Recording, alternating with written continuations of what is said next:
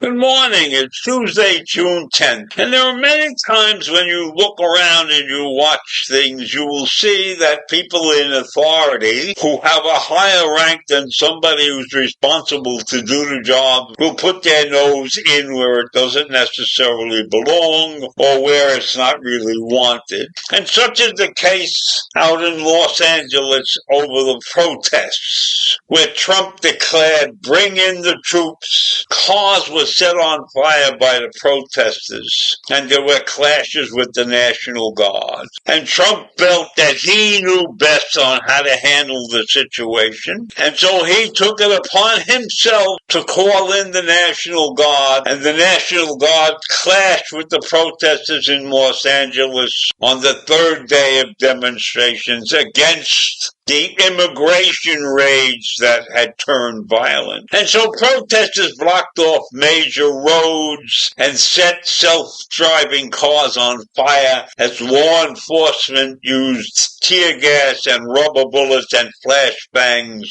to control the crowds. And police declared an unlawful assembly in downtown LA, a warning that the crowd faced arrest if they did not disperse. So the police had a lot of things under control, but Trump still wanted his 2,000 troops sent in there. And while they were clearing the crowds from the streets, some of the people who were remaining there were throwing objects at the police from behind a makeshift barrier that crossed the streets, if you can envision that, and people hurling chunks of concrete and rocks and electric scooters and fireworks at the California Highway Patrol officers and their vehicles which were parked nearby. This was the third and most intense day of demonstrations against Mr. Trump's immigration crackdown in the region. And as the arrival of around 300 guards showed up, which spurred the anger and fear of many residents, the guard was deployed to protect federal buildings, including the detention center where protests were concentrated. So is this because we had an invasion to clear out illegal immigrants that prompted this entire thing?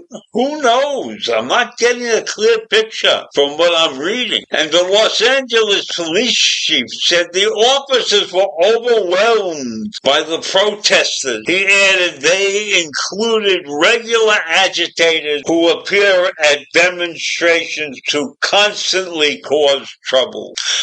So the police chief knows who the agitators are because they show up all the time. The same ones. And there are awful pictures of burning cars and other flammable structures. And several dozen people were arrested throughout the weekend. And one was detained for throwing a Molotov cocktail at police. And another for ramming a motorcycle into a line of officers. And Trump was on Truth Social telling the police chief to do their job, telling them to arrest the protesters who were wearing face masks. So I don't know how bad the situation really was, but it sounded pretty awful. And Trump said when he was looking at LA, bring in the troops. And President Trump also signed a memorandum to deploy the National Guard troops to address the lawlessness that has been allowed to fester. That's what the White House said in a statement. And that move sparked a row as Trump's order went against the wishes of the state of California. And you know California didn't vote for him either. Governor Newsom said he requested the Trump administration to withdraw its order to deploy 2,000 National Guard troops from Los Angeles County. He called it unlawful, and Mr. Newsom accused Trump of trying to manufacture a crisis and violating California's state sovereignty. These are the acts of a dictator, not a president, is what he wrote in a post on X.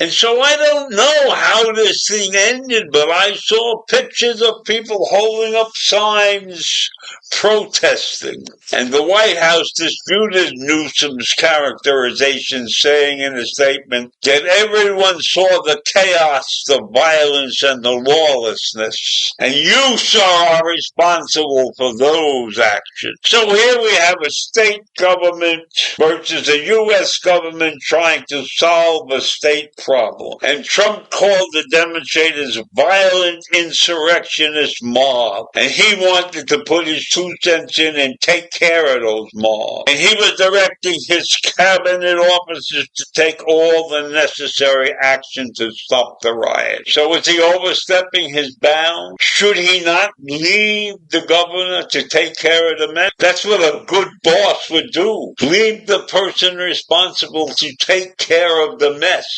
Don't stick his nose in everywhere it doesn't belong. Wait for the individual to ask for help. So I leave you with this mess in California. I don't know how it's going to end, but it's a pitiful situation. And I feel sorry for the immigrants that are being hunted down. So take care and have a great day if you can. Bye.